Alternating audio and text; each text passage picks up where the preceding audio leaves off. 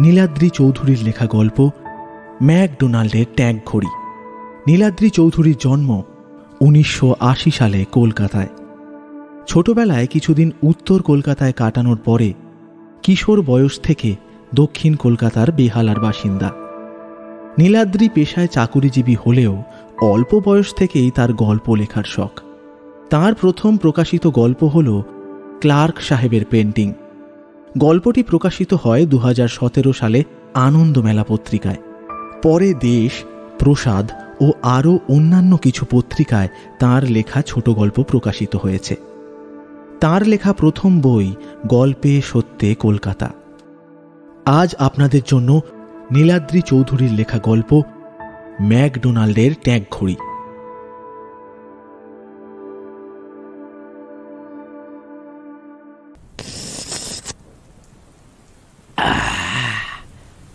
আরে না রে বাবা, না, ওই সব অকশানে জিনিস কেনা আমি একেবারেই পছন্দ করি না।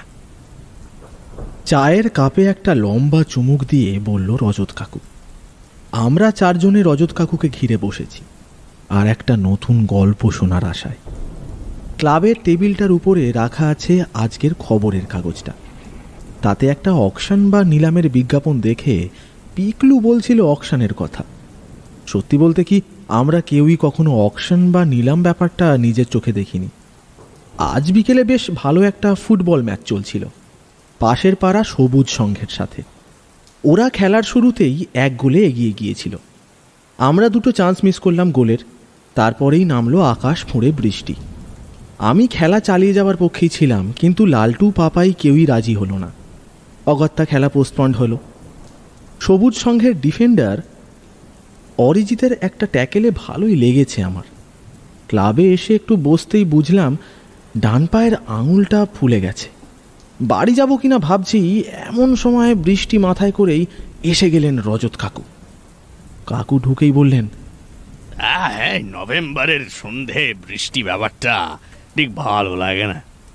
আজ সবে মোড়ের মাথায় পৌঁছেছি আর বৃষ্টিটা নামলো। তোদের দেখতে পেয়ে এখানে চলে এলাম। জলটা একটু ধরুক, তারপরে ফিরবো, বুঝলি। আমরা সবাই বেশ খুশি মনেই কাকুকে অভ্যর্থনা জানালাম। রজত কাকুর কাছে গল্প শুনতে আমরা যেমন উৎসাহী, কাকুও তেমন আমাদের ওনার গল্পের শ্রোতা হিসেবে পেলে খুবই খুশি হন।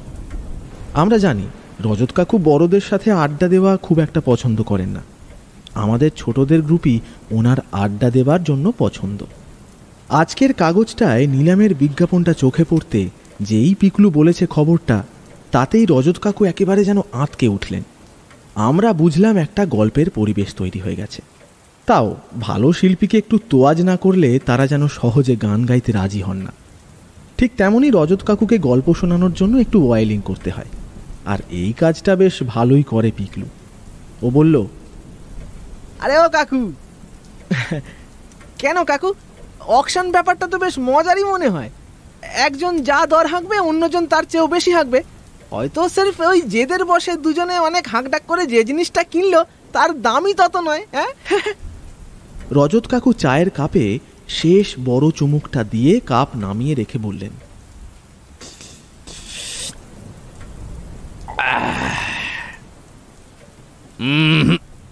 যারা রেগুলার বেসিসে অকশনে গিয়ে কেনাকাটা করে তারা অত বোকা নয় রে।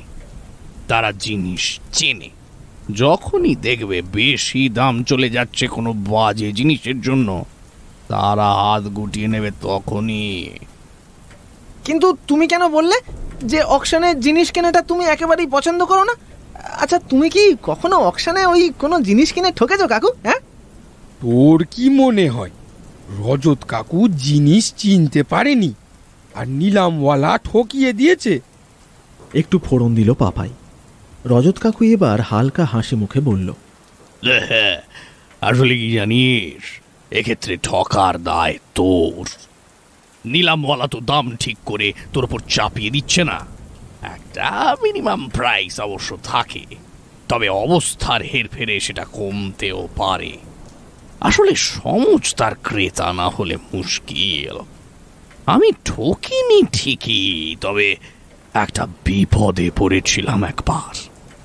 আমরা বুঝতে পারলাম রজত কাকু এবারে লাইনে এসে গেছে। তাই আমি বললাম, বুঝতে পেরেছি কাকু, তুমি যে জিনিসটা কিনেছিলে সেটা নেবার ইচ্ছে ছিল অন্য কারোর। তারাই নিশ্চয়ই তোমায় বিপদে ফেলতে চেয়েছিল, তাই না?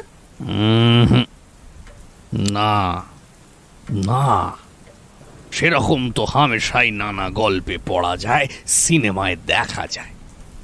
আমার ক্ষেত্রে হয়েছিল একটা সম্পূর্ণ অন্য ব্যাপার, হয়তো স্বাভাবিক বুদ্ধি দিয়ে তার ব্যাখ্যা করা যায় না। আমরা সবাই বুঝলাম রজত কাকুর গল্প শুরু হতে চলেছে। রজত কাকু বলতে শুরু করলো, অকশন বা নিলামে যাবার আমার বেশ একটা নেশা ছিল এক সময়। প্রথম প্রথম কিছু কিনতাম না, দরও হাঁকতাম না, শুধু দেখতাম। অনেক সময় দেখতাম উঠতি বড় লোকেরা অনেক দাম দিয়ে যে জিনিসটা কিনে নিয়ে যাচ্ছে ঘর সাজানোর জন্য, তার দাম হয়তো তেমন বেশি নয়। আবার এও দেখেছি কোনো পড়তি জমিদারির অনেক দামি আসবাবও অনেক সস্তায় নিলামের মাধ্যমে পেয়ে যাচ্ছে অন্য লোক। আমি আস্তে আস্তে জিনিস চিনতে শুরু করি। অ্যান্টিক জিনিস নিয়ে যারা ঘাঁটাঘাঁটি করে তাদের কয়েকজনের সাথে আলাপও হয়। এ বিষয়ে কিছুটা পড়াশোনা না থাকলে মুশকিল। মনে কর কেউ তোদের একটা কলম দেখিয়ে বলল, এটা 200 বছর আগের কলম। আইডিয়া না থাকলে বুঝতেই পারবি না ওটা 100 বছর আগের না 200 বছর আগে। আমি যখনকার কথা বলছি তখন আমার বয়স এই 24-25। যে বয়সে নানা বিষয়ের উপর একটা আগ্রহ জন্মায়। আমার সাথে সে সময় ফিরোজ খান বলে একটি ছেলের আলাপ হয়। পার্ক স্ট্রিটে ওদের একটা ঝাড়বাতির দোকান ছিল সে সময়। বনেদি মুসলিম ঘরের সন্তান। অ্যান্টিক জিনিসে আমার আগ্রহ দেখে একটা নিলামেও চেয়ে আমার সাথে আলাপ করে। তারপরে ওর সাথে নানা জায়গায় গিয়েছি অকশনে। ফিরোজ প্রায় এটা সেটা কিনতো। আমার ট্যাঁকের জোর ছিল কম, ফলে বেশি দামি জিনিস আমার কেনা হতো না। একবার এই ফিরোজের সাথেই গেলাম ব্যারাকপুরের এক অকশনে। ওখানকার একটি বনেদি বাড়ি হাত বদল হয়ে গিয়েছিল। সেই বাড়ির জিনিসপত্র নিলাম করার সিদ্ধান্ত নেয় নতুন মালিকেরা। সেখানে অনেক ঝাড়বাতি, পুরনো পিয়ানো, 2টো ব্রিটিশ আমলের পিস্তল এসব নিলাম হতে দেখছিলাম। ফিরোজ একটা পুরনো ঝাড়বাতি কিনল। খুব বড় অবশ্য নয়, তবে ওর একটা আলাদা নেশা ছিল এ ব্যাপারে। নিলাম যখন প্রায় শেষ তখন হঠাৎ একটা ছোট্ট জিনিস আসরে এলো। একটা বহুকালের পুরনো ঘড়ি। তোরা এখন যে ধরনের ঘড়ি দেখিস তার সাথে কোনো মিল নেই। কারণ এই ঘড়ি দেওয়ালে টাঙানোর নয় বা হাতের কবজিতে বাঁধারও নয়। তাহলে নিশ্চয়ই অ্যালার্ম ক্লক। লালটু সব জানতার মতো বলে উঠল গল্পের মাঝে বাধা দিয়ে। রজত কাকু এবারে মুচকি হেসে মাথা নেড়ে বললেন,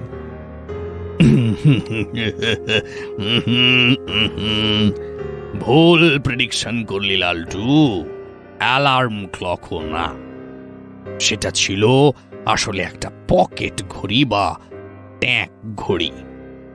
এই ধরনের ঘড়ি তোরা মনে হয় দেখিসনি। আগেকার দিনে এই ধরনের ঘড়ি দেখা যেত। তখনও হাতে বাঁধা রিস্ট ওয়াচের যুগ আসেনি। ছোট ছোট ঘড়ি ছিল যা পকেটে রাখা হতো। ঘড়ির সাথে থাকতো একটা করে চেন। সেই চেন কখনো হতো সোনার, কখনো বা রূপোর। যার ঘড়ি তিনি পকেট থেকে ঘড়ি বার করে সময় দেখে আবার পকেটে রেখে দিতেন। সাহেবরা বলতেন পকেট ওয়াচ। আমাদের দেশীয় লোকেরা তখনও পকেট ব্যাপারটায় অতটা অভ্যস্ত হয়নি। তারা বলতেন ট্যাগ ঘড়ি। যাই হোক, এই অকশনে এত দারুণ দারুণ জিনিস বিক্রি হয়ে গেল যে সব শেষে যখন এই ঘড়িটা আনা হলো তখন কেউই খুব একটা মনোযোগ দিচ্ছিল না। ঘড়িটা চলে না। ফিরোজ ঘড়িটা দেখেই বলল যে জিনিসটা খাঁটি নয়, কারণ ঘড়ির ওপরের কাঁচটা খুব পুরনো নয়, যদিও ডায়ালটা নাকি অনেক পুরনো। ফিরোজের মতে ওই ঘড়ির সময়কাল 1790 থেকে 1820 মধ্যে হতে পারে। ঘড়ির উপরের কাঁচটা অনেক পরের আমলের, তবে ঘড়িটা সোনার। ঘড়িটার কাঁচ ফিরোজের মতো 20 শতাব্দীর। এমনকি কাঁচের আগে এই ধরনের ঘড়িতে একটা ঢাকনা থাকতো, সেটাও ঘড়িটায় নেই। ফিরোজের বক্তব্য, জিনিসটা যেহেতু পুরোপুরি খাঁটি নয়, তাই কেনা মানেই ঠকা। অন্যান্য খরিদ্দারেরাও সেরকম আগ্রহ দেখালো না, কিন্তু আমাকে যেন চুম্বকের মতো টানতে লাগলো ঘড়িটা। ঘড়িটার ডায়ালের দিকে তাকিয়ে মনে হলো এ যেন ব্রিটিশ রাজত্বের গোড়ার দিকের কথা বলতে চাইছে। অন্যান্য অনেক জিনিসের সাথে হয়তো এই ঘড়িটাও এসেছিল বিদেশ থেকে। তারপর কোনো বিলাসী জমিদার বাবুর হাতে হয়তো ওঠে ঘড়িটা। আমি ঘড়িটা কিনবো বলে মনস্থির করলাম। যদিও অন্য কোনো খদ্দের ছিল না ঘড়িটার, তাও বেশ দাম দিয়েই আমাকে ঘড়িটা কিনতে হলো, কারণ ঘড়িটা সোনার। আমার কাছে অত টাকা ক্যাশ না থাকায় একটা চেক কাটতে হলো। ফিরোজের গাড়িতে করে কলকাতায় ফেরার সময় ভালো করে ঘড়িটা দেখলাম। ফিরোজ ওর ম্যাগনিফাইং গ্লাস দিয়ে ঘড়ির ডায়ালটা পরীক্ষা করে বলল, হোয়াইট হার্স্ট কোম্পানির তৈরি ঘড়ি। ডায়ালটার ওপরে বেশ সুন্দর নকশা করা। ঘড়িটাকে হাতে নিয়ে দেখতে দেখতে তন্ময় হয়ে গেলাম। আমহার্ট স্ট্রিটে আমাকে মেসের সামনে নামানোর সময় ফিরোজ বলল, আমি পরে আসবো ঘড়িটা দেখতে। তারপর 2 দিন কেটে গেছে। রবিবার গিয়েছিলাম ব্যারাকপুরে। পরের 2 দিন অফিসের কাজের জন্য একটু কৃষ্ণনগরে যেতে হয়েছিল। ফিরেছি রাত্রিরে। মেসে নিজের ঘরে ঢুকে আলমারি খুলে ঘড়িটা বার করে আমার তো চক্ষু স্থির। দেখি ঘড়িটা চলছে। আশ্চর্য ব্যাপার, হঠাৎ করে ঘড়ির স্প্রিং চালু হয়ে গেল নাকি।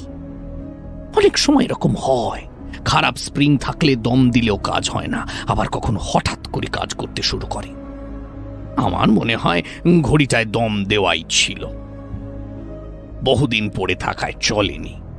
সেদিন গাড়িতে এতটা রাস্তা আসার সময় হয়তো গাড়ির ঝাঁকুনিতে আবার চলতে শুরু করেছে।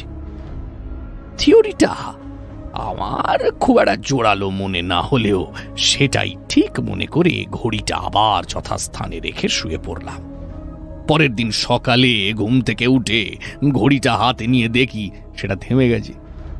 ঘড়িতে তখন সময় বলছে 6টা, যদিও তখন সময় আসলে সকাল 6:45। বুঝলাম যা ভেবেছিলাম ঠিক তাই। কোনো কারণে হঠাৎ চলতে শুরু করেছিল, আবার হঠাৎই বন্ধ হয়ে গেছে। সেদিন অফিস থেকে ফিরে মেসে সন্ধ্যের আড্ডার থেকে বসেছি। আমাদের মেসে ঠাকুর বনমালী বসার ঘরে এসে বলল, আজ একজন মুসলিম ভদ্রলোক এসেছিলেন, আপনার খোঁজ করে বললেন দেখা করতে আসবেন। ফিরোজ এসেছিল নাকি? আরে না না, ফিরোজ সাহেবকে তো আমি চিনি, আপনাদেরই মতোই শার্ট প্যান্ট পরে থাকেন উনি। ফিরোজ সাহেব নন, যিনি এসেছিলেন তার পোশাক অদ্ভুত রকমের। গায়ে মোগলাই আলখাল্লা মতন পরা, মাথায় আবার দামি ফেজ টুপি, গা থেকে খুব দামি আতরের গন্ধ আসছিল। মেসের আর এক ভাড়াটে নিখিল বসেছিল। ও হাত নেড়ে ইয়ার্কি মেরে বলল, দেখো, হয়তো কোনো পড়তি নবাব তোমার সঙ্গে দেখা করতে এসেছিল, না হলে বনমালী যা বর্ণনা দিল ওরকম পোশাক আজকাল কেউ তো পরে বলে মনে হয় না, একই যাত্রা বা থিয়েটার ছাড়া। আমি বনমালী রানা মশলা মুড়ি মুখে পুড়ে বললাম, কেন এসেছিল সে ব্যাপারে কিছু বলেছে কি? না, তা বলেননি, শুধু বললেন কি একটা ঘড়ির ব্যাপারে কথা বলবেন।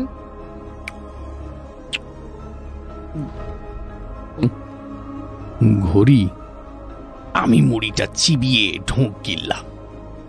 আমি যে ঘড়িটা কিনেছি সে কথা মেসের কাউকে তো বলিনি। আমার তখনকার অবস্থায় জিনিসটা বেশ দামি। কার কাছ থেকে কে জানতে পারে তা ঠিক নেই। অন্য কেউ বলতে এক ফিরোজ জানে। তাহলে কি ফিরোজই অন্য কাউকে বলেছে ঘড়ির কথা? যাই হোক, আমি আর এসব নিয়ে আলোচনা করা উচিত মনে করলাম না। নিখিলের সাথে ক্যারাম বোর্ডের দিকে মন দিলাম, যদিও সন্দেহটা মনে রই গেল। পরের দিনই ফিরোজের সাথে দেখা হলো কলেজ স্ট্রিটে। গোলদিঘিতে আমাদের একটা সান্ধ্য আড্ডার ঠেক ছিল। ফিরোজ সেখানে মাঝে মধ্যেই আসতো। সেদিন ঠেকের শেষে ওকে বললাম ঘড়িটার ব্যাপারে। ও অবাক হয়ে বলল, সে কি, অকশনে সেরকম কাউকে দেখেছি বলে তো মনে পড়ে না। আর যদি কেউ থেকেও থাকে হয়তো অন্য পোশাক পরেছিল, কিন্তু তোমার মেসের ঠিকানা পেল কিভাবে? যাই হোক, ঘড়িটা সামলে রেখো। আমি ফিরোজকে বললাম যে ঘড়িটা চলছিল। এতে ফিরোজ আরো অবাক হলো। সে বলল, কি বলছো কি, এ ঘটনা তো একেবারে নতুন। তুমি দম দিলে না, তাও চললো? বেশিক্ষণ অবশ্য চলেনি, সকালেই বন্ধ হয়ে গিয়েছিল। আজ সকালে অফিস বেরোনোর আগে একবার দম দিলাম, কিন্তু চলল না। এই একবার চলো তো, তোমার মেসে গিয়ে একবার দেখি ঘড়িটা। মেসে এসে ঘড়িটা হাতে নিয়ে আমি অবাক হলাম, কারণ ঘড়িটা আবার চলতে শুরু করেছে। ফিরোজ বললে, এই তোমার হাতে তো জাদু আছে দেখছি। এ জিনিস তো দম দিলেও চলার কথা নয়। এটা যে চলে তা তো কেউ ভাবেনি। এত পুরনো অ্যান্টিক ঘড়ি যদি চলতে থাকে, তাহলে তো এর দাম আরো অনেক বেড়ে যাবে। এই, তুমি যদি চাও, আমি এর খদ্দের দেখতে পারি। যে দাম দিয়ে কিনেছো তার দ্বিগুণ দাম পেয়ে যাবে। আমি মাথা নেড়ে বললাম, না, ঘড়িটা আমি বেচতে চাই না, ওটা আমার কাছেই থাকবে। ফিরোজ আবার ঘড়িটার দিকে ভালো করে দেখতে শুরু করলো। এই ঘড়ি 18th সেঞ্চুরির একেবারে শেষ ভাগে তৈরি।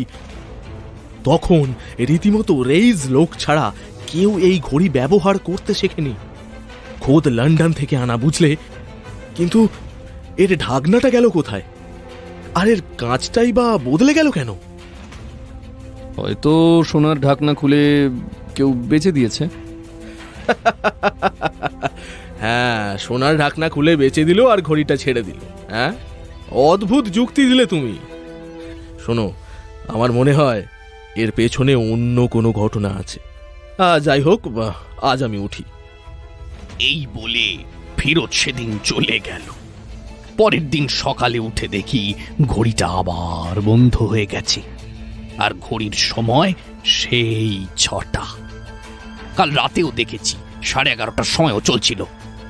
তার মানে আজ ঠিক সকাল 6টায় বন্ধ হয়েছে। আশ্চর্য, সকাল 6টাতেই ঘড়িটার দম ফুরিয়ে যায় নাকি? আজ কি মনে করে ঘড়িটাকে সঙ্গে নিয়েই অফিসে চললাম। আগেকার যুগের বাবুদের মতো আমিও আমার পকেটে গুঁজেছি অষ্টাদশ শতাব্দীর এক ট্যাঙ্ক ঘড়ি, যদিও সে ঘড়ি বন্ধ। সেদিন অফিসে কিছুতেই কাজে মন বসাতে পারছিলাম না, মনটা খালি পড়ে আছে ঘড়িটার দিকে। বিকেলে অফিস ছুটির পর কি মনে হতে হাঁটতে হাঁটতে ময়দানের দিকটায় গেলাম। একটা পরিষ্কার মতো জায়গা বেছে নিয়ে সেখানে বসে আকাশ পাতাল ভাবছি, এমন সময় একটা গলার আওয়াজ পেয়ে চমকে উঠলাম। বাবুজি বলে যিনি আমাকে ডেকেছেন তার দিকে ঘাড় ঘুরিয়ে তাকিয়ে অবাক হয়ে গেলাম। এক বৃদ্ধ মুসলমান ভদ্রলোক এসে দাঁড়িয়েছেন আমার পাশে। গায়ে বাহারি মুগলাই পোশাক, মাথায় টুপি, আর খুব মিষ্টি একটা আতরের গন্ধ। বুঝলাম এনার কথাই বনমালী বলেছিল সেদিন। মনে মনে একটু ভয়ও পেলাম। লোকটা কি আমাকে ফলো করছে নাকি? ও কি জানে যে আমার কাছে আজ ঘড়িটা রয়েছে? চিন্তাই করবে নাকি? যদিও দেখে মনে হচ্ছে বেশ বয়স্ক। আমার তখন অল্প বয়স, হাতাহাতি লড়লে এ বৃদ্ধকে কাবু করতে পারবো আমি। তবু একটু অবাক হয়ে তাকালাম। বৃদ্ধ অবশ্য আমার ভুল ভাঙালেন, বললেন, নমস্তে বাবুজি। সেদিন আপনার সাথে দেখা করতে আপনার মেসে গিয়েছিলাম, আপনি ছিলেন না। আপনার নকার নিশ্চয়ই বলেছিল আমার কথা। হ্যাঁ, তা বলেছিল, কিন্তু কি ব্যাপার বলুন তো? ব্যাপার আর কি বাবুজি, সেদিন আপনি ব্যারাকপুরে নিলামে যে ঘড়িটা কিনলেন, সেই ঘড়িটাই খুঁজছি আমি। কিন্তু ঘড়িটা তো আমি বেচবো না। হ্যাঁ, আমি সত্যি ঘড়িটা বেচবো না। কিন্তু বাবুজি, ওই পুরানো জিনিস নিয়ে আপনি কি করবেন? ওটা কার ঘড়ি আপনি জানেন? ওর ইতিহাস জানেন? না, জানি না। না, জানি না। ইতিহাস জেনে কি হবে বলো? অত সুন্দর একটা ঘড়ি আমি কিনেছি, এখন ওটা আমার কাছেই রাখবো। হ্যাঁ, সে তো আমি জানি বাবুজি, আপনি কিনেছেন ঘড়িটা, কিন্তু ঘড়িটা যেখানে থাকার কথা তা তো রইল না। এতকাল জমিদার বাবুর বাড়িতেই পড়েছিল, তার যোগ্য উত্তরাধিকারের হাতে। ওটা যে ম্যাকডোনাল্ড সাহেবের ঘড়ি বাবুজি। ম্যাকডোনাল্ড সাহেবের ঘড়ি? ম্যাকডোনাল্ড সাহেবের ঘড়ি যদি হয়, তাহলে বাঙালি জমিদার তার উত্তরাধিকার হলো কিভাবে? তাহলে তো বাবুজি আপনাকে পুরো কাহিনীটা বলতে হয়। আপনার হাতে একটু সময় আছে তো? আমি একবার ভয় পেয়ে চারিদিকে তাকালাম। ময়দানে সন্ধে নেমে আসছে দ্রুত। তখনকার ময়দান এমনিতেই আরো ফাঁকা। এই বুড়ো হয়তো মিথ্যে গল্প শোনাবে আমাকে, আর সেই ফাঁকে দুটো গুন্ডা এসে যদি আমার উপর ঝাঁপিয়ে পড়ে ঘড়িটা ছিনিয়ে নেয়, তাহলে আমার আর কিছুই করার থাকবে না।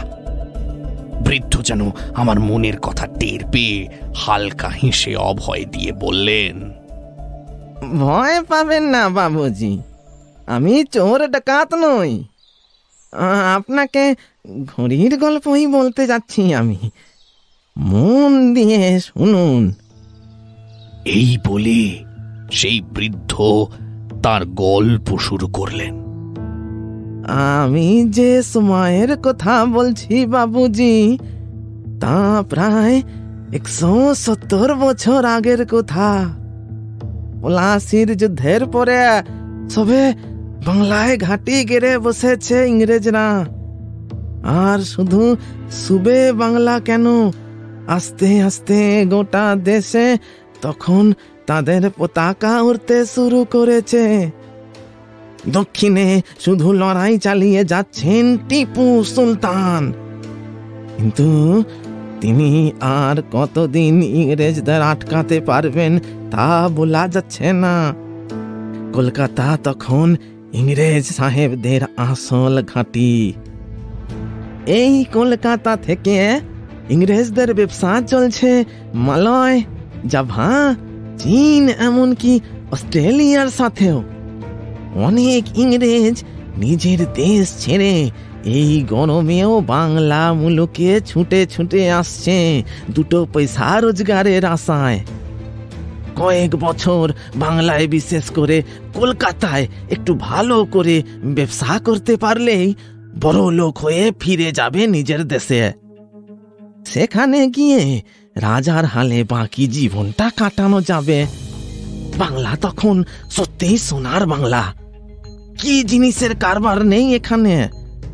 সিল্ক, সোরা, নীল, আফিম, চাল, যে যে জিনিসেই ব্যবসা করুক না কেন, দুদিনেই লাল হয়ে যাবে।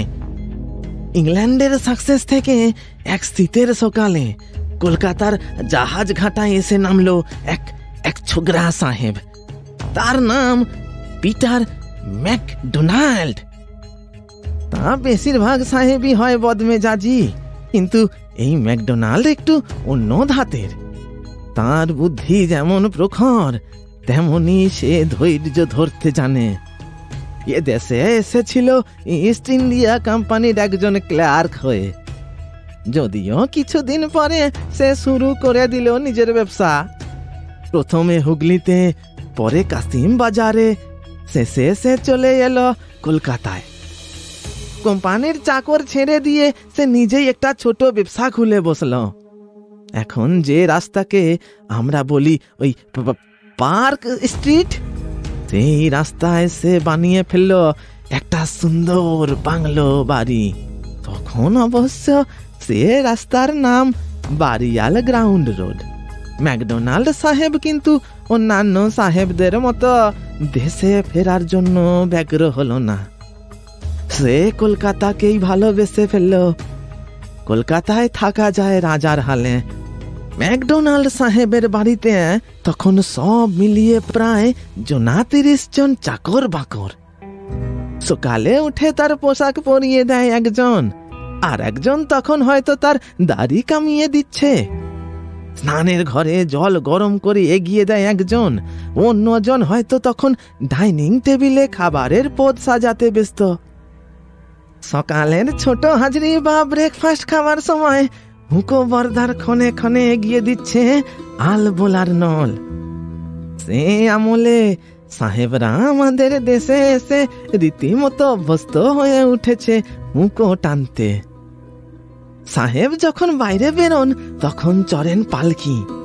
6 জন পালকি বেয়ারা তাকে নিয়ে এগিয়ে চলে শহরের রাস্তা দিয়ে। পাশে পাশে চলেন তার সরকার মশাই। বুঝতেই পারছেন বাবুজি কতটা নবাবি চালে থাকতেন ম্যাকডোনাল্ড সাহেব। তবে এত চাকর বাকরের মধ্যে ম্যাকডোনাল্ড সাহেবের সবচেয়ে পেয়ারের লোক ছিল তার বাবুরজি রহিম। রহিমের রান্নার হাত ছিল দুর্দান্ত। সে যেমন সাহেবি খাবার রাঁধতে পারত, তেমন আস্তে আস্তে ম্যাকডোনাল্ড সাহেবকে দেশি খাবারে অভ্যস্ত করে ফেলেছিল। ম্যাকডোনাল্ড সাহেবের ভালোই লাগতে শুরু করলো আমাদের হিন্দুস্তানি খানা।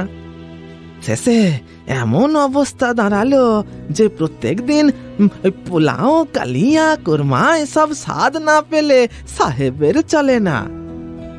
দেশ থেকে নতুন কোন সাহেব এসে ম্যাকডোনাল্ড সাহেবের অতিথি হলে তারা উচ্চ কণ্ঠে প্রশংসা করত রহিমের রান্নার। একদিন ম্যাকডোনাল্ড সাহেব রহিমের হাতের নতুন এক পদ খেয়ে এতই খুশি হলেন যে তাকে দিলেন একটা দারুণ উপহার। কিছুদিন আগেই সাহেব কিনেছেন একটা দারুণ সুন্দর পকেট ঘড়ি। ইংল্যান্ডের নামকরা কারিগর জন হোয়াইট হার্স্টের তৈরি করা ঘড়িটা বেশ দাম দিয়েই কিনেছিলেন সাহেব। তা খুশির চোটে সোনার সেই ঘড়ি উপহার দিলেন রহিমকে। রহিম নিজের ভাগ্যকে ধন্যবাদ দিল, কারণ এরকম উদার মনিব চট করে কারো ভাগ্যে জোটে না। আরো অনেকেই তো সাহেব বাড়িতে বাবুর্চির কাজ করে, তাদের ভাগ্যে বেশিরভাগ সময়েই সাহেব মেম সাহেবদের গালাগালি জোটে। এ ব্যাপারে তার ভাগ্য অনেক ভালো। এর কিছুদিন পরেই একটা বাজে ঘটনা ঘটল। ডগলাস নামের এক সাহেবের সাথে ম্যাকডোনাল্ডের রসারসি ছিল ব্যবসা নিয়ে। ডগলাস ছিলেন একটু গুয়ার টাইপের, আর ম্যাকডোনাল্ড ঠান্ডা মাথার মানুষ। ডগলাস অনেক চেষ্টা করলেও ব্যবসায় ম্যাকডোনাল্ডের চালে তিনি কাত হয়ে যেতেন।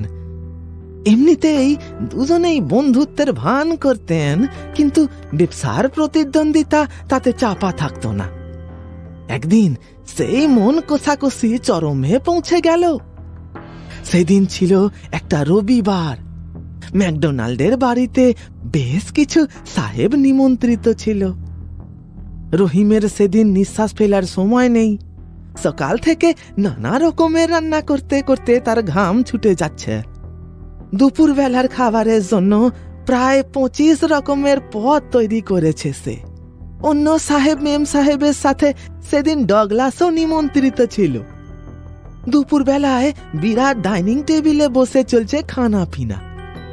কারি রাইস, পুডিং, কোপ্তা এসব খেতে খেতে মাঝে মাঝে সাহেবদের মনে জাগে ধূমপানের নেশা। প্রত্যেক সাহেব সঙ্গে করে নিয়ে এসেছেন তাদের হুঁকো বরদাদের।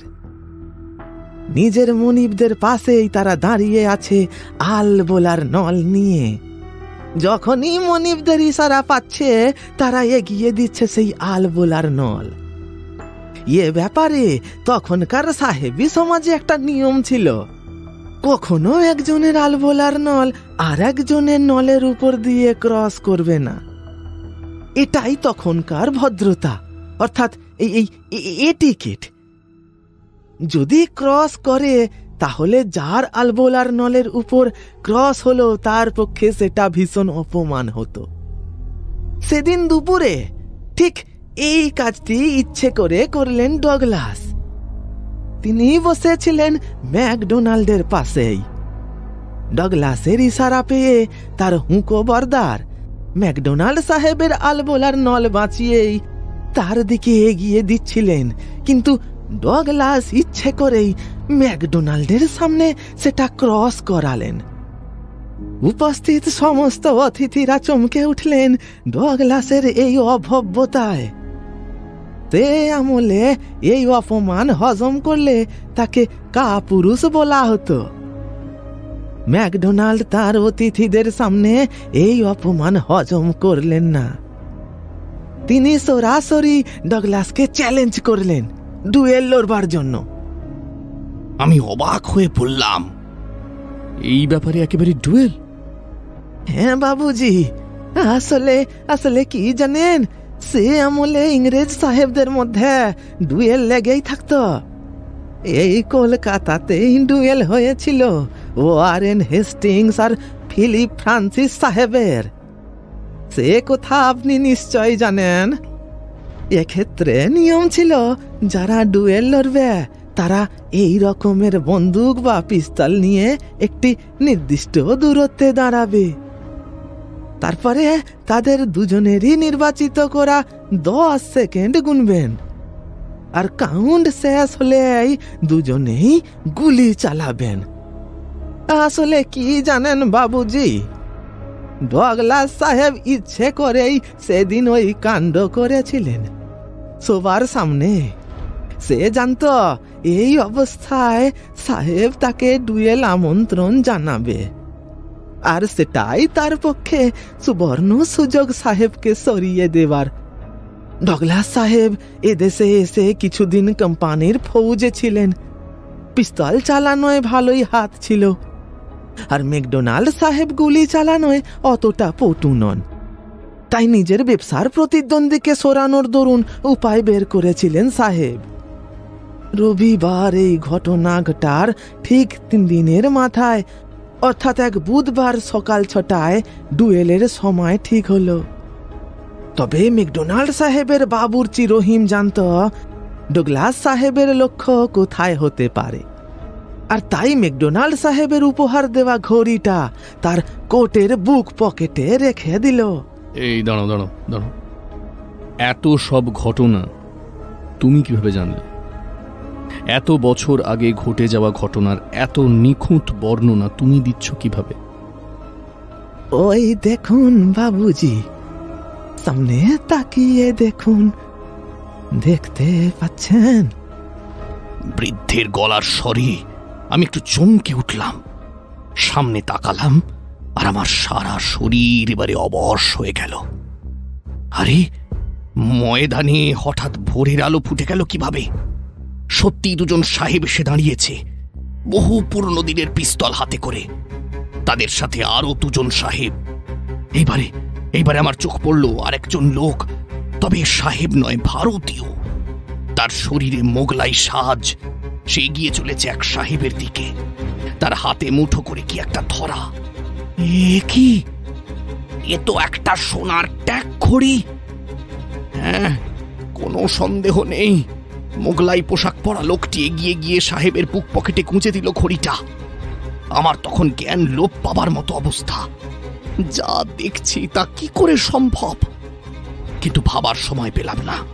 2 সাহেব প্রতিদ্বন্দ্বী উল্টো দিকে মুখ করে হাঁটতে শুরু করেছেন।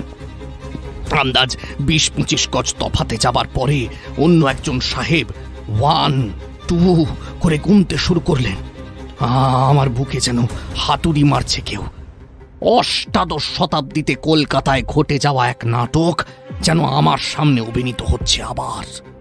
ক্রমে কাউন্ট শেষ হলো, আর 10 বলার সঙ্গে সঙ্গে কান ফাটানো গুলির আওয়াজ। 2 সাহেবই ছিটকে পড়লেন ঘাসের উপর। তবে তাদের একজন জীবিত আর একজন মৃত। একজনের মাথায় লেগেছে গুলি, আর তার মৃত্যু হয়েছে তৎক্ষণাৎ। অন্য সাহেবটি গুলির ধাক্কায় ছিটকে পড়লেও তার প্রাণ বেঁচে আছে। গুলিটি একেবারে মোক্ষম জায়গায় লাগলেও তার প্রাণ বেঁচে গেছে বুক পকেটে রাখা ঘড়িটির জন্য। মুগলাই পোশাক পরা লোকটি এবার এগিয়ে আসছে আমার দিকে। আমার হাত পা অবশ হয়ে এলেও নড়ার উপায় নেই। তার হাতে সোনার চেন থেকে ঝুলছে সেই ঘড়ি। তার উপরের ঢাকনা চুরমার হয়ে কাঁচের উপর বসে গেছে ডগলাস সাহেবের পিস্তলের ছোঁড়া বুলেট। লোকটিকে এবারে চিনতে পারছি। আমার পাশে বসে থাকা সেই বৃদ্ধ। তার বয়স কমে গেছে অনেক, তবে তার হাসি আর আতরের গন্ধ চিনিয়ে দিচ্ছে ম্যাকডোনাল্ড সাহেবের প্রিয় বাবুর্চিকে। হাসি মুখে এগোতে এগোতে সে আমায় বলছে, এ ঘড়ি সাহেবের স্মৃতি বাবুজি। এ ঘড়ি আমার উপহার। বহুদিন ধরে আমি খুঁজছি এটা। আপনাকে এর দাম দেব বাবুজি। ঘড়িটা আমায় দিয়ে দিন। আপনি দাম নিয়ে নিন বাবুজি। এই বলে সে তার মোগলাই জব্বার পকেটে হাত ঢুকিয়েছে। আমার গলা দিয়ে শুধু একটা আর্তনাদ বেরিয়েছিল বোধ হয়। তারপরে আর কিছুই মনে নেই। যখন আমার জ্ঞান ফিরল, তখন সত্যি সত্যি ময়দানে সকাল। এক বয়স্ক ভদ্রলোক মর্নিং ওয়াক করছিলেন। তার ডাকেই আমি ধড়মড়িয়ে উঠে বসলাম। ভোরের আলো সবে ফুটেছে। আমি গতকাল সন্ধে থেকেই ময়দানেই ছিলাম। যা দেখেছি সবই কি স্বপ্ন? বুক পকেটে হাত দিলাম, দেখলাম ফাঁকা, অর্থাৎ ঘড়িটা গেছে। মন খারাপ করে এগোতে লাগলাম বাস ধরে মেসে ফিরবো বলে। হঠাৎ মনে হলো মানি ব্যাগ কি আছে না সেটাও গেছে। প্যান্টের পকেটে হাত ঢোকাতেই মানি ব্যাগের পাশে একটা ধাতব স্পর্শ পেলাম। সেটা মুঠো করে বাইরে আনতেই আমার চোখ ধাঁধিয়ে গেল। একটা খাঁটি সোনার মোহর। ময়দানে ওঠা প্রথম সূর্যের আলোয় তার জৌলুস তখনও ঠিকরে বেরোচ্ছে।